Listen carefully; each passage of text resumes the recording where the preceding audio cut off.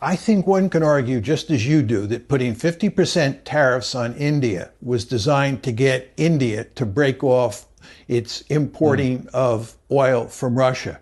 But what happened? It didn't work. In fact, it backfired. It pushed the Indians and the Russians closer. It pushed the Indians, the Russians, and the Chinese closer. It just simply didn't work. We have no economic lever. And now we're flailing around talking about the possibility of giving Tomahawk missiles to the Ukrainians. I don't believe that we have the Tomahawk missiles to give to the Ukrainians. I don't believe Trump would give them to the Ukrainians. But even if he does, it's not going to matter very much at all. Remember, we gave them ATACMS, and that was supposed to be a war-winning weapon. We gave them HIMARS. We gave them F-16s. Those were all supposed to be the magic bullets. None of them panned out. The idea that giving the Ukrainians Tomahawks is going to turn this one around, shift the tide against the Russians and in Ukraine's favor is delusional. This Tomahawk missile system is not going to make a big difference on the front lines. Thank you very much, Professor John Mearsheimer. I love Professor John Mearsheimer so much because he predicted this war long before it even happened. And whatever he said back in 2014 is coming to pass. In recent days, I even call him a prophet because the only words to describe what Professor John Mearsheimer said back in 2014 is prophecy and not just lectures. I love him so much. By the way, you see, this whole Tomahawk delivery system is not different from how they made noise about HIMARS and other long-range weapons. The only thing that makes this whole Tomahawk delivery system very dangerous is it is a cruise missile. And most of cruise missiles can be equipped with nuclear warheads. So when they launch these Tomahawk missiles, it is impossible for the Russians to determine whether it is a conventional weapon or a nuclear weapon. So this risks nuclear escalation because clearly, according to Russian nuclear doctrine, if any country launches nuclear weapon at Russia, Russia must not wait for that nuclear weapon to land before they respond, right? So they might launch these Tomahawk missiles, which maybe will be carrying a conventional warhead, but the Russians may perceive it, or their radars may perceive it as a nuclear weapon, and they will also retaliate with nuclear weapon. We don't want to get to that point. I hope this doesn't get there. But today, CNN posted an article calling Donald Trump Tomahawk missile system delivery to Ukraine a bluff. And we all hope that it should remain a bluff. So I'm going to give you guys the updates that happened within the space of 24 hours in this video. If you are new to the channel, please subscribe, and to our regular viewers, you know how we do it. Hit on the like button. About the Venezuela situation, we've spoken about it countless number of times on this platform. So today, journalists asked Donald Trump about the Venezuela situation, and this response from Donald Trump clearly contradicts what Donald Trump said their main goal of going to Venezuela was. They told everybody that the main reason why they decided to go to Venezuela is because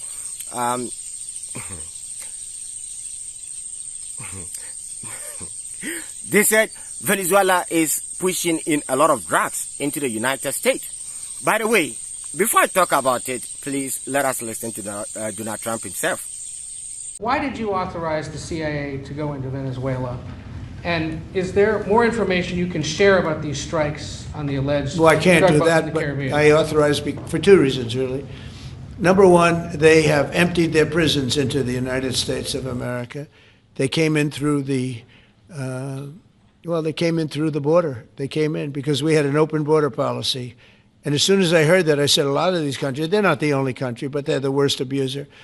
And they've entered they've allowed thousands and thousands of prisoners, mental institution, people from mental institutions, insane asylums, emptied out into the United States. We're bringing them back, but that's a really bad, and they did it at a level that probably not, many countries have done it, but not like Venezuela. They were down and dirty. And the other thing are drugs. We have a lot of drugs coming in from Venezuela.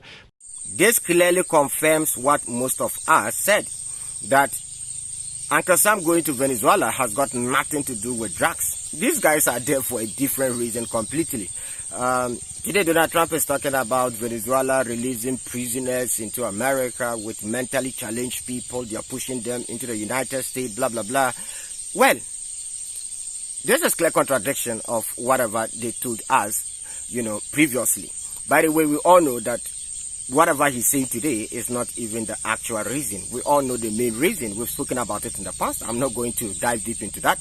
Let's go to the next topic. Still on Donald Trump. So according to Donald Trump, the Prime Minister of India, Modi, promised him that India will not buy oil and gas, mainly oil, from the Russians again. It stopped, so I was not happy that India was buying oil. And he assured me today that they will not be buying oil from Russia. That's a big stop. Now I got to get China to do the same thing. Yesterday, we spoke about Donald Trump's statement about BRICS. According to him, he said BRICS is collapsing, which was absolutely false, pure fabrication. I've always known Donald Trump to be a man of integrity, but in recent days, what Donald Trump is doing, it amazes me, because he's making statements that are complete lies, that are not true, which I least expected Donald Trump to be doing something like that. Well, the Indians came out and said they never promised America that they are not going to buy more oil from the Russians.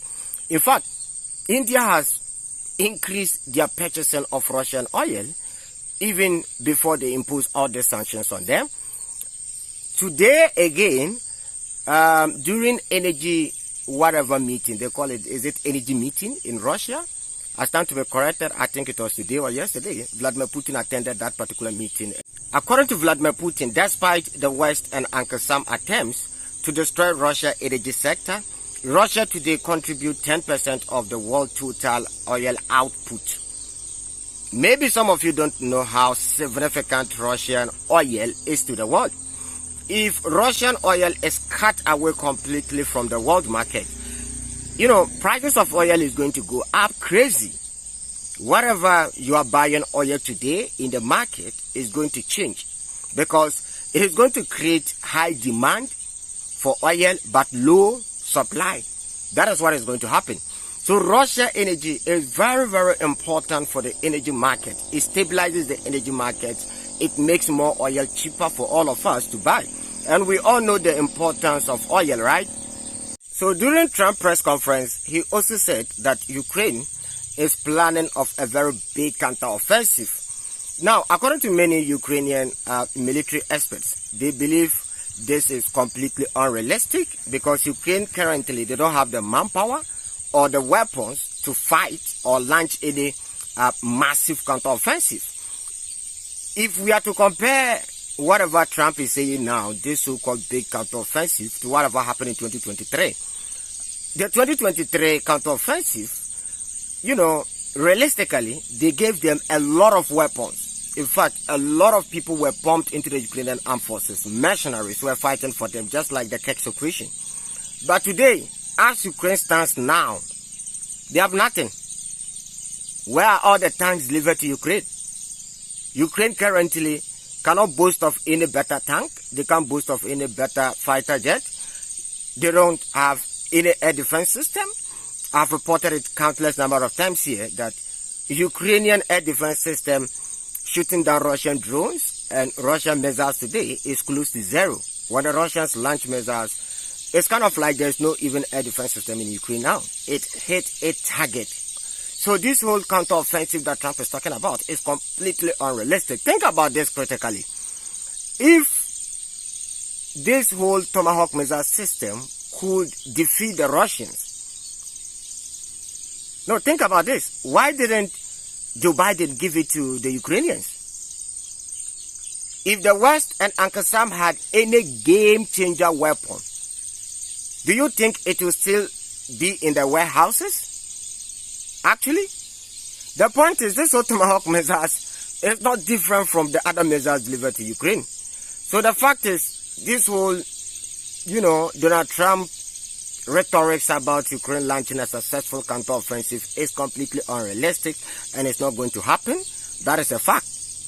According to NATO General Secretary, Russia's economy is in tatters. Russia don't even have pilots to even fly their planes again. Oh yes, NATO General Secretary, the same guy that I played his video here less than 2 weeks ago, the same guy who claimed that Russia today have measures that can hit every European country. The same guy that is going around Europe telling everybody that Russian threat is real. The same guy that is going around Europe trying to convince NATO countries that they should contribute a larger portion of their GDP towards NATO. The same guy who is going around talking about, building a drone war to prevent Russian drones from entering into NATO territory. This is the same guy making the statements. So clearly this is pure contradiction. I think we don't have to even waste much time on this guy. Clearly, this guy is not different from Stoltenberg, his predecessor. That was exactly how his predecessor was behaving, Stoltenberg. So, I don't think we should take him serious. That is what I see. Because how do you tell me that a country big like Russia have no pilots? Are you serious? A country that produces their own fighter jets. A country that produces their own warplanes. A country that produced a fighter jet over 30 to 40 years ago, and still NATO warplanes still can compete with it. The MiG-31S is faster than all these 5th generation fighter jets in NATO. So how do you tell a reasonable human being that Russia have no pilots? Oh, well, I don't have to waste time on this guy. Our views are currently going up on this platform. If you observe all the videos I post of late, the views are actually going up gradually. If you look at the views and you look at the number of subscribers, it doesn't match. You realize that most of you guys watch the videos that I post. And I want to use this opportunity to thank all of you. That I love you guys and I really appreciate your endless support. Thank you very much once again. Shalom. See you guys in the next episode.